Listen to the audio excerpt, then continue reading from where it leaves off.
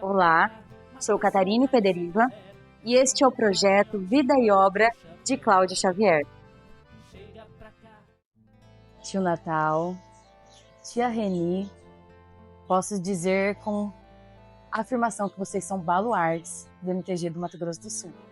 Eu tenho que agradecer por vocês estarem aqui hoje me dando essa honra de entrevistá-los. E hoje o assunto é Cláudio Xavier, famoso tio Cláudio. Acredito que vocês conviveram muito com eles e eu gostaria de saber um pouquinho da história de vocês com o Cláudio. Bom dia, que bom, a gente também está muito satisfeito de estar participando num momento tão importante como esse. A gente fez algumas coisas no movimento tradicionalista e não somos assim tão baluartes, né? A gente participou junto com muita gente, tem muitos colaboradores, muita gente trabalhando e com isso aconteceu, né? Com relação ao nosso grande parceiro, né, que nos deixou, a gente tem para dizer o seguinte, que poderia dizer para ti assim, como é fácil falar do Cláudio, né? Agora também, quanto é difícil a gente falar sem deixar nada para trás, esquecendo algumas coisas muito importantes, né? Eu morava com minha família, a Reni, as filhas, morava em Dourados, no terceiro plano, e apareceu esse gaúcho lá, tinha um vizinho gaúcho morando na frente, e aí apareceu ele, a gente começou a se conhecer, né? E daí foi naqueles últimos momentos que acabamos vindo para a cidade de Rio Brilhante, morar em Rio Brilhante. E a gente não tinha assim muitas ligações com eles, a gente conheceu eles ali e ficou. Mas sabia que era tradicionalista, e quem morava na frente era um compadre meu, muito tradicionalista também, né? E a gente acabou assim conhecendo o Cláudio, né? Fomos para Rio Brilhante, passamos um período lá, criamos o CTG Tropeiro Velho, a honra de ser um fundador do CTG, um grande grupo de pessoas, mas estamos juntos, né?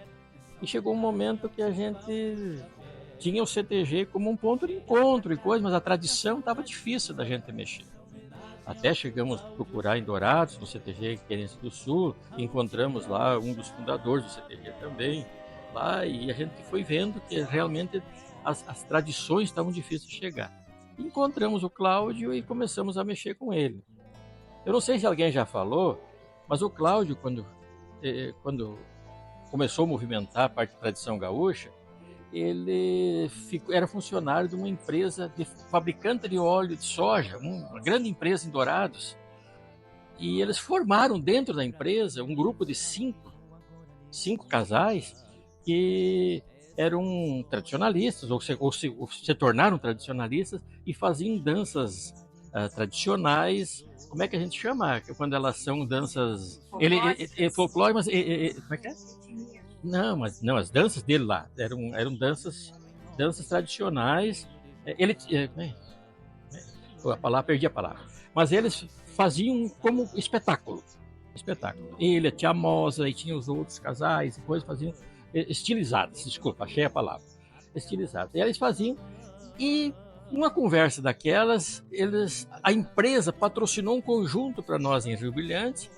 E eles vieram fazer as apresentações. Foi a primeira apresentação artística cultural dentro do CTG, lá de um baile do CTG, que é Tropeiro Velho de Rio Brilhante. Eles trouxeram lá, patrocinaram o conjunto e vieram dançar lá fazendo. Então o Cláudio sempre no CTG Tropeiro Velho foi um baluarte, né? Aí vivemos esse contato com ele em Dourados, ele viveu em vários momentos lá em Dourados, né? E chegou o momento ali acabei me tornando patrão do CTG Tropeiro Velho por um período. Nesse período, nós estávamos sem posteiros. E o CTG em crise. Os CTGs, mas da nosso lá estava. Aí acabamos conversando com o Cláudio e ele pediu para nós patrocinar o combustível, porque a empresa dava o carro para ele, mas para fazer esse tipo de coisa não tinha o combustível. Nós dava o combustível e ele veio ensaiar gratuitamente os grupos nossos de Rio Brilhante para manter os grupos em Rio Brilhante. Já tinha passado vários outros instrutores, né? E aí a gente tem coisas que marcaram, assim, né? Depois foi feito os fegames em Rio Brilhante, depois disso já tinha feito um, foi feito os outros, né? E uma coisa que marcou para Rio Brilhante, para toda a região, foi a tal da queima do alho, feito com os tropeiros de Rio Brilhante, que lá Rio Brilhante é tropeiro velho, até porque é uma região de muitos tropeiros, porque ali passavam as tropas, passavam as coisas. Rio Brilhante, historicamente, é uma região pecuária, né? E ele fez a queima do alho, trazendo aqueles velhinhos de 80 e pedaços, né? Vários anos. E fez a queima do alho na frente do CTG, na abertura de um Fegamos. Foi um troço espetacular, um espetáculo. E até depois a gente ficou sabendo que ele já tinha tradição em fazer isso, já fazia nas exposições ali na região de Glória de Dourados, lá com o pessoal que lidava. Eu não conheço o sistema lá da outra região, mas não eram tradicionais gaúchos, e ele fazia a queima do alho lá para as tropas. Era muito interessante, sim. Ele foi sempre um cara muito dinâmico. Ainda em Dourados, quando acabamos indo morar em Dourados nos anos 90 e pouco, ele formou as etnias no CTG. E depois veio outros momentos, né?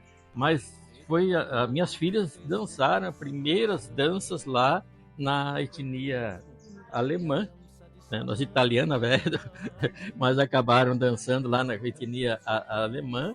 Foi um baita num espetáculo, assim, muito bonito. E aí começou as etnias. Aí depois acabamos voltando para Rio Brilhante, e lá ficou os eventos de etnias. Ele conseguiu fazer danças tradicionais da cultura alemã, da cultura italiana, da cultura polonesa. E lá as outras eu não lembro. Mas o CTG Querência do Sul, aí a gente tem fui sócio lá também. Né? Ele lá foi assim, até a colônia paraguaia andou se apresentando lá em abertura de Fegames, e aí a gente viu muitas coisas bonitas lá, e sempre com uma injeçãozinha de Cláudio Xavier, né? A gente fala muito de Cláudio, né? A gente fala Cláudio, mas não podemos esquecer que teve a parceira dele, né? Que é a Dona Mosa, que tem um legado também, ela sabe lidar com as coisas também muito bem, né? A gente tem a honra de ser amigo, né? E aí tem os filhos também que participaram muito no CTG. Então, falar do Cláudio Xavier, como eu falei, é muito fácil e é muito difícil, porque tem tanta coisa que a gente não vai lembrar com certeza, né? As aberturas de Fegames, eu lembro que um dos últimos momentos, não é pra gente estar aqui falando coisas tristes, né? Mas quando a gente viu ele pela última vez ainda, ele falou: Natal do céu, eu tô com a abertura do CTG, do Fegames de Ponta Porã pronto, eu preciso sair para tocar essa abertura lá, né? Então a gente, assim, teve esse contato sempre com ele. E a questão de amizade, porque a gente é mais caseiro que ele, era mais caseiro que ele, com certeza. Ele vinha mais na nossa casa do que nós na casa dele, com certeza. Mas a nossa casa era a casa dele também, né? Ele vinha, ele fazia os ensaios em Rio Brilhante, ele ficava lá em casa, ele ia embora à noite só, ele estava sempre conosco, né? Sempre conosco. Era uma parceria que a gente tinha muito grande. E essa liberação dele, de lidar com tantas coisas, do mesmo jeito que ele jogava bocha, ele andava a cavalo, ele laçava, ele narrava o rodeio, ele apresentava as partes culturais. Então eu acho que... E ele falava muito sobre nós, assim, nós gaúchos criados no Mato Grosso do Sul, na realidade, porque nós viemos para cá, não éramos tradicionais, né? E ele falava muito para nós: não, vocês são os que têm as normas, né? E tem que dar o lenço assim. E eu sou da terra, eu sou lá da minha cachoeira, e eu aprendi lá no como é que ele falava muito do... eu quando vou falar as coisas passa, mas depois eu venho com essa. Ele aprendeu tradição junto com o pessoal lá naquelas aulas que faziam do Mobral ainda lá. Eu sou gaúcho do tempo do Mobral, diz ele. Então a gente tem a história nossa aqui, e ele trazia. Se a minha vestimenta não está do agrado do MTG, mas essa é a minha vestimenta, eu sou tradicional, né? E eu acho que era muito bonito de ver ele falando sempre assim, mas nunca vi ele querendo sair fora das normas, né? Sempre tinha regulamentos, então se obedece a regulamentos, né? Era feito assim. Temos assim lá em Rio Brilhante uma satisfação, né, de receber a premiação lá, o CTG de Dourados, né? Infelizmente não foi do Rio Brilhante, mas eu acho que aquela abertura da mistura do arroz, que Rio Brilhante era a capital do arroz irrigado, e a gente colocou como abertura do Fegames, e aí ele é sacana também, né? Ele nos auxiliou a fazer a abertura do Fegames com arroz e com a tropiada, né, das tropiadas aos arrozais, porque Rio Brilhante era a capital do arroz irrigado naquela época.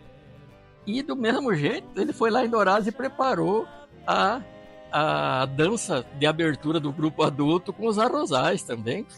Foi um espetáculo que eu acho que até hoje, de vez em quando, o Dourados dança também, né? Olha, tio Natal, eu imaginei que seria emocionante mesmo a sua entrevista. Eu fico muito feliz de poder estar com vocês aqui, poder escutar, saber da história de vocês juntos, e eu só tenho a agradecer. Assim, que assim me chama um pouco, assim, que eu tenho saudade, o Cláudio era um cara que ele era o dicionário ambulante, porque as datas, ele sabia datas assim que você nem imagina. Então isso, o movimento foi maravilhoso. Cláudio, o que aconteceu nessa época? Ele sabia tudo. Então, assim, alguém não anotou isso. Ninguém foi e falou, Cláudio, vamos gravar, vamos fazer um documentário para saber o que é. Então, o que a gente sente hoje é saudade. A saudade dele é uma saudade eterna. Sim, realmente. Muito obrigada, gente.